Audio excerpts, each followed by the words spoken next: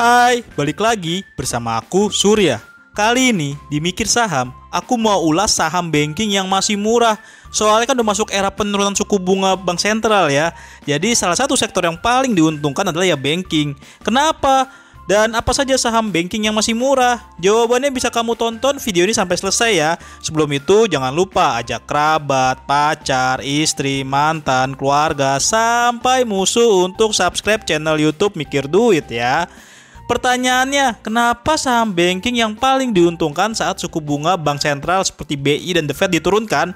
Jawabannya ya karena mereka bisa mengeluarkan biaya lebih rendah untuk bisa mendapatkan dana pihak ketiga. Bahasa sederhananya, ya bunga deposito turun, cost of fund atau biaya untuk bayar bunga deposito juga jadi lebih murah deh. Saat suku bunga tinggi tuh bank itu harus membayar bunga deposito lebih mahal dengan prospek ekonomi yang lebih beresiko.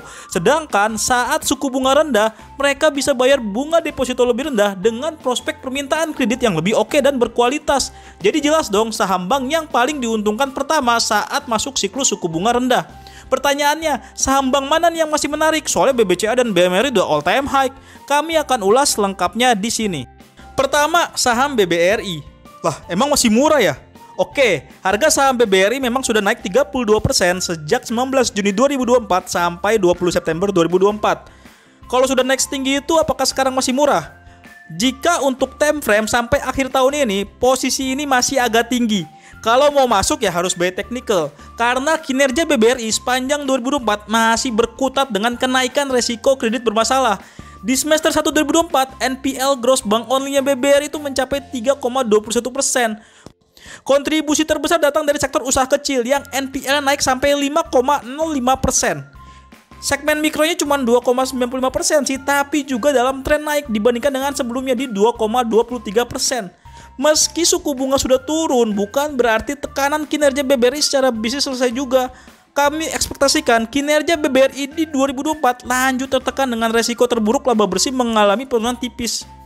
Nah, hal itu disebabkan oleh kenaikan beban bunga dan pencadangan untuk antisipasi NPL net yang masih naik. Jika itu terjadi, harga saham BBRI mungkin akan berpulang koreksi lagi di masa depan. Kecuali ternyata kinerja kuartal 3 2024 BBRI kinclong di atas ekspektasi.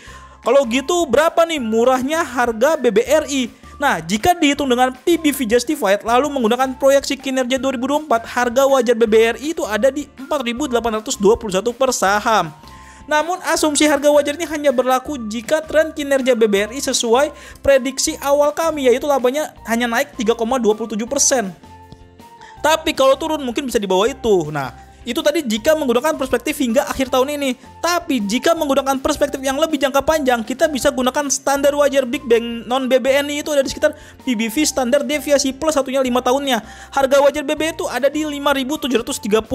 Artinya, jika kita mau hold dalam lebih dari 3 tahun ke depan, posisi saat ini masih murah meski ada resiko floating loss dalam jangka pendek. Kedua, saham BBTN. Saham BBTN ini masih cukup murah dan memang abis sideways kelamaan juga ya. Mungkin salah satu perhatian market adalah ketika BBTN memangkas target laba bersih 2024-nya menjadi cuma tumbuh 1% dibandingkan dengan sebelumnya 10-11%. Namun menurut kami perubahan target itu make sense saat posisi suku bunga tinggi. Dan itu sesuai juga dengan realisasi kinerja BBTN di semester 1 2024. Laba bersih BBTN cuma naik 1,86% menjadi 1,5 triliun rupiah. Laba bersih melambat karena biaya dana untuk bayar bunga deposito dan dana pihak ketiga lain itu meningkat gitu. Dalam case BBTN, mereka tuh dalam NPL udah cukup bagus ya karena berani mangkas pencadangan hingga 52%. Tapi penurunan pencadangan itu belum mampu mengerek pertumbuhan laba bersih BTN lebih tinggi lagi karena kenaikan beban bunga sebesar 27,5%. Meski begitu, BBTN tetap menarik apalagi mereka ada sentimen aksi korporasi yang lagi diproses katanya, yakni rencana akuisisi Bank Victoria Syariah untuk di merger dengan unit usaha syariah yang mau di spin off sama mereka gitu. Perkiraannya transaksi akuisisi ini katanya memakan 1,7 triliun rupiah katanya ya, belum pasti gitu karena memang belum ada kabar terbaru juga sih gitu. Nah, untuk harga wajar BBTN dengan perhitungan PBV min 5 tahunnya dan juga PBV justified itu semua kompak di angka sekitar 1.600-an per saham. Ketiga dan keempat, ada dua saham bank daerah terbesar, yakni BJBR dan BJTM. Menurut kami, kedua saham bank daerah ini juga lagi super murah dengan kondisi tren laba bersihnya yang lagi turun signifikan karena periode suku bunga yang tinggi. Dan sebagai middle bank banget, kedua saham bank ini paling terdampak yang signifikan saat siklus suku bunga lagi tinggi-tingginya kayak kemarin gitu. Sehingga dengan basis pertumbuhan laba bersih yang turun signifikan di 2024, kedua saham ini berpotensi bangkit di 2025. Karena suku bunga BI mengejutkannya turun 25 BPS di September ini gitu. Dan ekspektasinya ada penurunan 1-2 kali lagi lah di tahun ini. Artinya mulai 2025, kedua saham bank daerah ini bisa mencatatkan cost of fund yang lebih murah nantinya.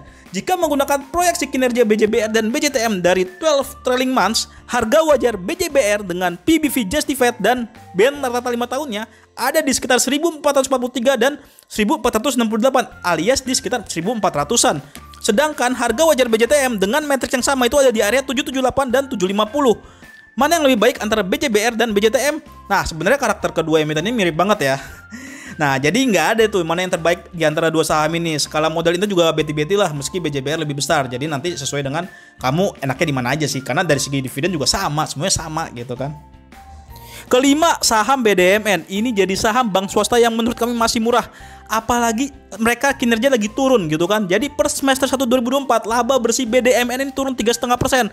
Penurunan laba bersih itu disebabkan dua hal utama, yakni beban bunga naik 51,97% dan biaya pencadangan naik 31,06%. Padahal dari segi pendapatan bunga masih growth 15,52% dan akumulasinya pendapatan bunga bersih masih positif 5,35%. Beban pencadangan dinaikkan BDMN karena NPL net mereka naik menjadi 0,35% dibandingkan sebelumnya 0,17%.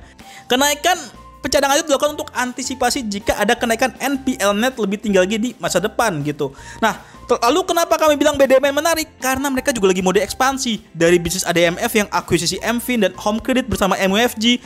Lalu BDMN juga mengakuisisi kredit konsumer Standard Chartered. Harapannya aksi ekspansi ini bisa mulai terlihat ketika suku bunga turun terutama di 2025 nanti. Apalagi dengan laba bersih mereka yang turun dengan basis laba yang rendah di 2024, maka kinerja 2025 bisa lebih oke harusnya ya. Gitu. Untuk harga wajar BDMN sendiri ada sedikit perbedaan signifikan antara dengan PBV justified dengan PBV band. Dengan PBV justified harga wajar itu ada sekitar 3.370. Sedangkan dengan PBV band 5 tahunnya ada di 2.870. Jadi mana yang paling oke antara kelima saham ini? Cuman aku ingin jelaskan kenapa aku bilang kelima saham ini menarik. Rata-rata kelima saham ini lagi mencatatkan penurunan atau perlambatan kinerja, terutama BBRI, saham duo bank daerah dan BDMN itu lagi turun labanya gitu kan.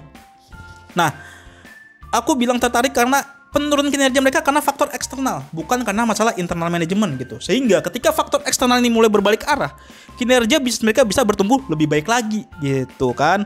Nah, artinya ini akan menjadi momen kita untuk masuk saat dia lagi murah. Nantinya saat kinerja pulih, nanti harga keburu naik tinggi, ya kita ketinggalan harga juga nanti gitu kan. Walaupun emang butuh waktu mungkin sampai 1-2 tahun untuk bisa menikmati keuntungan yang signifikan. Cuman ya ke 5 saham ini juga bagi dividen kok, santai aja, ada uang tunggunya lah ibaratnya gitu. Nah, kalau kamu mau ngobrol lebih lanjut tentang saham dan update 31 saham dividen ala Mikir Duit, kamu bisa join Mikir Dividen sekarang juga. Untuk tahu sampel benefit yang bisa kamu dapatkan sebagai member Mikir Dividen, kamu bisa klik link di deskripsi dengan teks Mikir Dividen ya. Sampai jumpa di episode berikutnya. Bye bye.